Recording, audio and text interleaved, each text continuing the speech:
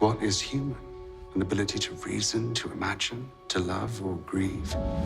And who is standing here? Who am I? Who am I? You mean who I love? Who I love? Do you mean where I'm from? Did you know the creators of The Matrix followed it up with a show where 8 strangers across the world share one mind, one fight, even an orgy at the same time? That show is Sense8.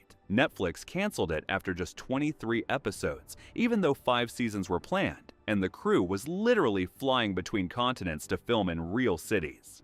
Made by Lana and Lily Wachowski, who first hit Hollywood as the Wachowski brothers before transitioning, it's a queer, global sci-fi about Homo-sensorium, a new branch of humanity who can share senses, skills, and thoughts across the world. Today, we're breaking down the whole story of Sense8 in 23 minutes for you. Season 1 begins with a deadline. In an empty church in Chicago, Angelica Turing kneels on cold stone, surrounded by candles and ghosts of her past. She reaches out with her mind and births a cluster. 8 strangers around the world suddenly linked in ways they can't explain. Then, she took her life before a man named Whispers can reach her. Somewhere in the dark, a countdown starts. Across the world, 8 people wake to a second horizon in their heads. Will Gorski is a Chicago cop still haunted by a missing girl named Sarah Petrell. Nomi Marks is a San Francisco hacktivist and trans woman, building a life with her girlfriend Amanita and refusing to shrink for anyone. Sunbach is a sole business executive by day, an underground kickboxer by night, who carries her family's shame on her back. Riley Blue is an Icelandic DJ hiding out in London, trying to outrun grief that never really left. Capheus Onyango drives a matatu in Nairobi, obsessed with Van Damme movies and counting every shilling to pay for his mother's AIDS medication. Kala Dandekar is a Mumbai pharmacist engaged to a man she respects but doesn't love, praying for a sign. Wolfgang Bogdano is a Berlin safecracker with a brutal childhood and a long memory. Lito Rodriguez is a Mexican movie star who plays macho heroes on screen while hiding his relationship with his boyfriend Hernando. They don't know each other. They shouldn't be able to. But one day, a voice from Chicago bleeds into Nairobi. A DJ in London hears a siren in Chicago before it hits. A woman in Mumbai faints because a man in Berlin looked at her through eyes that aren't hers. Skills start moving with them. Stances, languages, reflexes. Fear arrives, and so does help. The danger has a name. Whispers works for BPO, a biologic preservation organization that calls itself protection, but treats sensates like a disease. Jonas Maliki, a member of Angelica's old cluster, appears in their minds like a ghost with rules. Eye contact between sensates opens a visit, a kind of mental room where they can share senses and abilities. Eye contact with Whispers is worse. If he catches your gaze, he can ride your senses back to you anytime you're awake. Jonas reaches Will first, because Will is the kind of person who moves toward trouble. Proof lands fast and loud. When bandits hijack Capheus's matatu and threaten the medicine he's hauling, something clicks. Sun's fighter's stance drops into his body. Will's training steadies his hands. Capheus fights with skill he never learned, holds the road, and keeps the meds. In Seoul, Sun discovers her brother Junki has gutted the family company. Their father cares more about the name than the truth, so Sun remembers her dying mother's plea and takes the blame. Prison becomes her penance and her battlefield. In San Francisco, the danger is quieter and crueler. Nomi collapses at Pride after seeing Jonas. She wakes up strapped to a hospital bed with a fake diagnosis and a scheduled lobotomy. Her mother erases her with pronouns, calling her by her dead name. Dr. Metzger calls it treatment. Amanita sees what it is: control. With help from a visiting Will and Jonas's timing, she pulls Nomi out in a late-night escape that turns a hospital corridor into a war zone. Old wounds wake up. Will keeps seeing Sarah Petrell, the girl whose case he never solved. In his memory, she's strapped to a chair in a basement, whispering his name while a doctor stands nearby. The face behind that memory and the man hunting Angelica are the same: Whispers, who once called himself Dr. Matheson. The more Will pulls at that thread, the more he realizes the Sarah case was never just his failure. It was the first time he brushed against BPO. In Mexico City, Lito's mask starts to crack. On the red carpet, he plays the perfect leading man with a glamorous actress, Daniela, on his arm. At home, his real life is Hernando, quiet breakfasts and softness he never shows a camera. When Daniela discovers the truth, she doesn't run. She likes who they are and wants to stay. Her abusive ex, Joaquin, sees leverage in that. He threatens, blackmails, and pushes until Lito folds, trying to protect everyone by hiding again. Hernando walks away rather than be someone's secret. Later, when Daniela's safety is on the line, Wolfgang lends Lito a liar's story and then a fighter's fists. Wolfgang's muscle and Lito's courage finally line up, and Joaquin learns that threats sound different when they're not the only thing in the room. In Berlin, Wolfgang pulls the pin on his own war. He robs a safe that belongs to his cousin Steiner, igniting an old Bogdanov family feud. His best friend Felix takes a bullet meant for him. His uncle reminds him of the family code, the one that reads like honor and works like a curse. Wolfgang decides he's done letting other people write his role.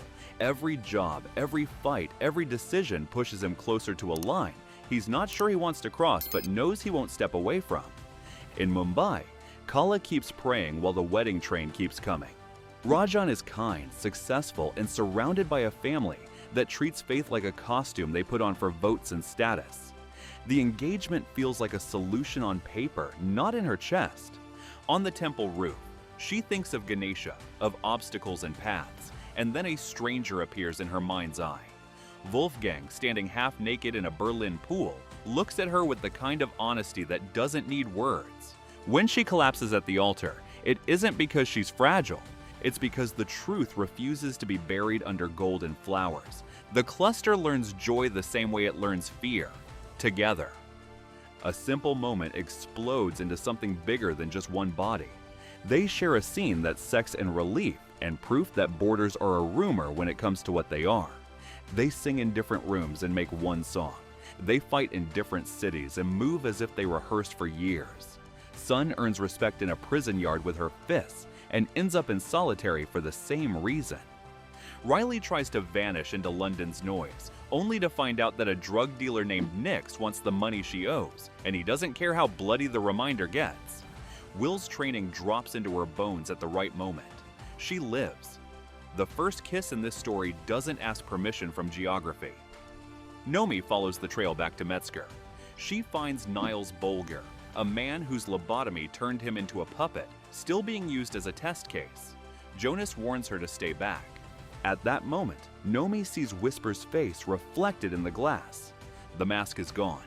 Will tracks the paper trail to BPO, whose acronym sounds neutral and harmless. The work does not. Pressure builds across every storyline. Silas Kabaka, a Nairobi gangster with a suit and a conscience, tests Capheus with a dangerous delivery. Capheus passes and earns both medicine and trust. Soon he's driving and protecting Silas's young daughter Amandi, who is fighting leukemia. Capheus learns what he'll risk for someone else's child. Riley flies back to Iceland to her father, a pianist whose love is the one constant she has left. Another Sense8, Yrsa, warns her that BPO has a facility there and can follow the lines between Sense8s. Jonas adds another piece. Clusters are born in the same instant everywhere in the world. Their first breaths line up like a chord.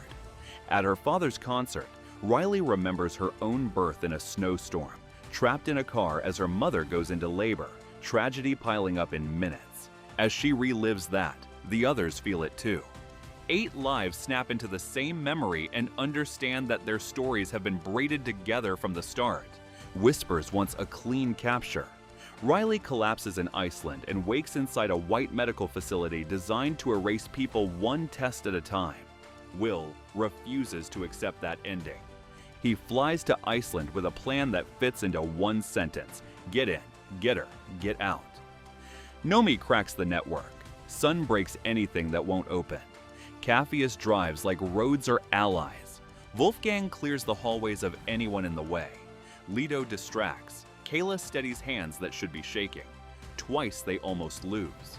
Then Whispers finally gets what he's been reaching for: Will's eyes. From that moment on, whenever Will is awake, Whispers can find him.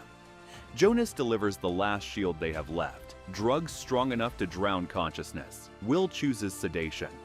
Riley carries him out of the facility, onto a boat, into sunlight. For the first time, the 8 of them stand together in their minds with no doors, no delay, just the fact of what they are. That's season 1, and the road it builds to the end. A hunted cluster learning to share breath, skill, and will until the hunters stop looking at them like victims and start seeing them as a problem. Ready for the rest of the story? Hit subscribe so you don't miss the next chapter. Season 2 begins with love and strategy sharing the same room. Will and Riley are hiding in a safe house, using heroin like a light switch. Every time Will starts to wake fully, he takes another hit so Whispers can't use his mind as a GPS ping. It's ugly, but it's the only way to keep the rest of the cluster off BPO's radar. Riley becomes their navigator, reading rooms, scouting routes, and learning to lie to a man who lives for lies. She feeds Whispers a convincing Iceland illusion while they actually operate out of Amsterdam. He believes it because his ego is louder than his caution. The monster behind the mask gets a legal name, Dr. Milton Bailey Brandt. Will tracks him to London and realizes Whispers isn't some faceless boogeyman. He's a man who tucks his kids into bed between torture sessions, who schedules family time around human experiments. The cluster stops seeing him as a nightmare and starts treating him as a target with an address. The world of Homo-sensorium cracks wide open. The Old Man of Hoy, a Scottish Sense8 with decades of history behind his voice, reaches out and explains that BPO didn't start as a nightmare.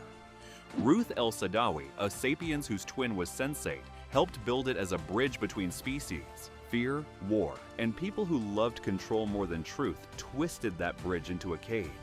Bodhi, another Sense8, drops in like a free diver, showing them what mental discipline can do. Puck arrives with drugs, mischief, and a hidden Sense8 nature, only revealing what he is once he decides they're worth the risk. The message is simple: you're not alone. The weight is heavier. If there are more of you, there are more of you to hunt. Personal wars don't stop just because the mythos gets bigger. In Soul, Sun survives assassination attempts disguised as prison bureaucracy. Transfers, fights, accidents, each one is another try at killing her for crimes her brother committed. She breaks out with Min Jung, her cellmate turned accomplice, and reconnects with Detective Moon, the cop who once sparred with her on a mat and saw exactly what she was capable of. The cluster helps her turn a polished gala into a manhunt. Lito serves drinks while watching eyes and exits. Kayla's calm keeps fear from turning into mistakes. Sun chases Junki on a motorcycle through city streets, stops him, and chooses not to kill him, even though rage begs for it. She's arrested again. She escapes again. Her life becomes a rhythm of choices where her honor keeps costing her more than violence would. In San Francisco, Nomi and Amanita fight on 2 fronts. Agent Bendix wants Nomi's arrest as a neat line on his resume. Nomi's family wants to pretend she never left the box they built for her. Amanita draws a line around both of them and dares anyone to cross it. Bug shows up with swagger and a gift from activist hackers, an electronic death, a way to wipe Nomi's record and make her invisible to the systems hunting her. Nomi's father stands up at a rehearsal dinner and publicly calls her his daughter, not as a concession, but as a correction. It's one word that lands like years of apology. Later, he'll watch them turn that promise into something bigger high above Paris. In Mexico City, truth burns away Lito's old life. Once he's outed, roles dry up. Producers don't know what to do with a leading man whose private life doesn't match their posters. Lito spirals, but the fall stops when São Paulo Pride crowns him the face of the parade. Millions of people watch him stand in the rain and speak about fear, love, and finally stepping into the light. He doesn't beg for acceptance, he acts like he already has it. Daniela and Hernando stand beside him as equals, not props. Later, when Hollywood finally offers him another audition, it's a test to see whether he can tap real emotion on command. He does, because Sun pushes her own deeply buried courage through him at the exact moment he needs it. He wins the room not as the man he used to pretend to be, but as the man he actually is. In Nairobi, Capheus' bravery becomes something bigger than viral videos. A water riot explodes when people realize the taps are dry again. Capheus climbs on his bus and calms the crowd with the same plain honesty he uses with his mother. A journalist named Zakia sees more than a smile. She sees a leader. A political party wants to turn him into a banner. He refuses until he believes he can do more good from inside the system than outside it. His opponent, Mandiba, fights dirty with attack ads and hired chaos. An assassination attempt almost turns a rally into a massacre. But Githu, a gang leader who once fought Capheus, flips on his employers and helps protect him instead. The near miss hits Will hard. He knows he can't keep numbing himself if he wants to lead this fight. At home, Capheus watches his mother find happiness with Silas Kabaka, the gangster-turned-benefactor who now wants to be part of their family. Protection turns into something warmer. In Mumbai, Kala finds out that ethics can hurt as much as heartbreak. Rajan's business is wrapped up with a pharmaceutical company whose shortcuts are quietly killing people. Everyone around her wants to believe it's handled. Kayla's conscience won't let that slide.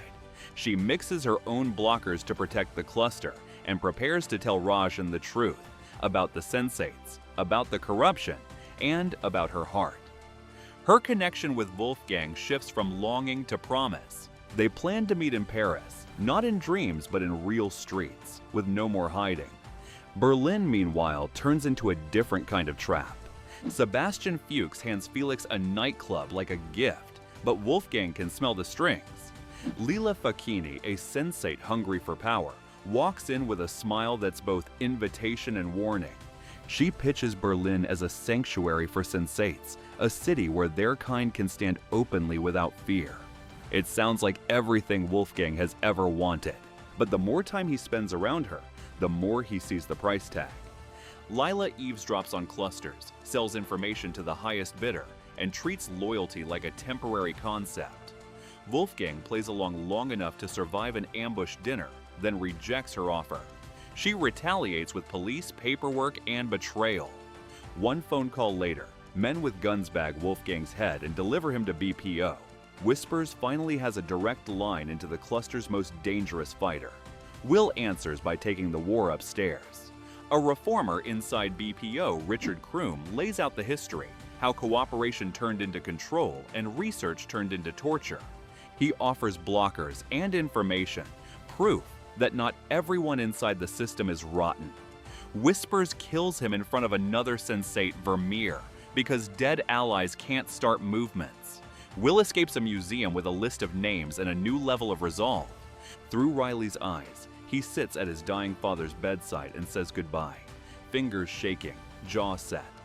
Grief and anger share his chest. When he dumps the last of the heroin, it's not just about Whispers, it's about the kind of leader he refuses to become. Riley steps fully into her role as the cluster's scout. She works Hoy's network, tracks Whispers and the BPO chairman back to London, and learns that Whispers uses blockers too, not for safety, but for control. She visits Carol, an old ally of Angelica's, and sees the ruins of an earlier war. Through tapes and memories, we learn about Raul Pasquale, a Sense8 journalist whose cluster was turned into weapons. We see Todd, one of his cluster mates, reduced to a puppet in a lab, while Whispers and Professor Kolovi watch like it's just another project. We hear how Angelica, cornered by BPO, turned Raul into a walking bomb to destroy her own research rather than hand it over. The cluster decides they need more than survival. They need an ending. They stage a meeting in London that looks like surrender. Whispers comes expecting leverage. Instead, Will slaps handcuffs on him. Jonas is there too, held alive by the chairman as a living microphone inside Sense8 minds. They take him as well. Will leans over Whispers and quietly declares war. On another front, Lila, furious at being rejected and always looking for an angle, has already betrayed Wolfgang to BPO. That betrayal is what put him in their hands, and now Whispers digs through Wolfgang's mind, finds Kayla, and thinks he's discovered a new pressure point. Instead, he's just drawn a clear line between himself and the people who are going to end him. The finale moves to Paris, and then Naples, because some endings demand a view. Allies gather. Bodhi bridges clusters. Puck shows up because chaos is his home turf. The old man of Hoy stitches connections that would make most people's brains snap. Inside BPO, River El Sadawi, Ruth's daughter, leads a push to drag the organization back to its original promise. She begs Riley to kill Whispers because as long as he controls the drones and lobotomize zombies, the chairman can order mass killings with a single command. The cluster looks for another way. They find the Lacuna, an underground network of Sense8s led by the mother of the Lacuna, the woman who birthed Whispers' cluster and watched his hunger for immortality twist everything he touched. Naples becomes a three-way standoff. Lila wants to trade Whispers for a seat at the top of BPO's new order. The chairman wants to keep his attack dog in his power. The cluster wants everyone else to stop waking up in labs. Jonas, carrying one of Angelica's old prototypes, makes his final choice. He uses a drone to kill the chairman and blows the research facility, taking himself with it so no one can rebuild the worst parts of BPO's work. It's not revenge, it's a deadbolt. In the chaos that follows, Whispers tries the trick that worked for years, reaching for a mind to drive, a body to hijack. This time, he grabs Wolfgang and finds someone who has spent a lifetime refusing to be used. Wolfgang kills him. Lila lunges for power in the vacuum. Wolfgang kills her too. Some threats you don't negotiate with. You end them so everyone else can stop running. And then, finally, Sense8 circles back to what it was always about: connection. Nomi and Amanita get married on the Eiffel Tower, turning metal and height into a backdrop for the kind of love that survived every system that tried to erase it. Riley and Will finally stand side by side. No heroin, no needles, just two people who went through hell for each other. Sun clears her name and walks out of the shadow of crimes she never committed. Kala, Rajan, and Wolfgang stop pretending love has to choose a single shape. Their future looks like honesty, not a tangle of lies. Capheus keeps being the man who shows up, whether it's for his mother, his city, or a country that suddenly expects more from him. Lito, Hernando, and Daniela turn a new apartment into a home that laughs at closets and shame. The cluster, their lovers, and their friends share a moment that's part celebration, part manifesto. Bodies, hearts, minds, all in one space, saying the same thing without words. This is what they fought for. In the world of Sense8, Homo-sensorium isn't just a cool sci-fi term, it's a question. What if the next step in human evolution isn't stronger muscles or faster brains, but the inability to ignore each other's pain? When you literally feel what someone else feels, hate gets harder to justify and cruelty stops being abstract. The show asked whether connection could be a weapon and an answer at the same time. If you could borrow one Sense8 skill for a day, Sun's fists, Nomi's brain, Capheus' courage, Lito's charisma, Wolfgang's steel, Kayla's insight, Riley's instincts, or Will's stubbornness, whose would you choose and what would you do with it? Let us know in the comments. Tap subscribe and stick with us for more deep dives like this one, new recaps every week, and you won't want to miss the next cluster we connect with.